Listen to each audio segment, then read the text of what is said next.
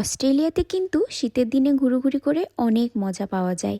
এরকমই এক শীতের দিনে ঘুরতে গিয়েছিলাম মার্গেটে। তাসমানিয়ার কিংস্টন থেকে প্রায় 7 কিলোমিটার দূরেই অবস্থিত ছোট্ট এই সমুদ্র তীরবর্তী শহর।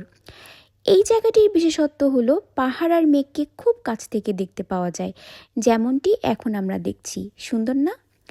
এরপরে আমরা যাই স্যালিভেন্স কোভ পাবলিক মেরিনাতে। এখানে আছে ছোট বড় নানা রকমের নৌকা আর জাহাজ। জাহাজপ্রেমীদের জন্য এই জায়গাটি কিন্তু স্বর্গই বলা চলে। আর যারা ফিশিং লাভার তাদের জন্য কিন্তু খুব ভালো একটা প্লেস।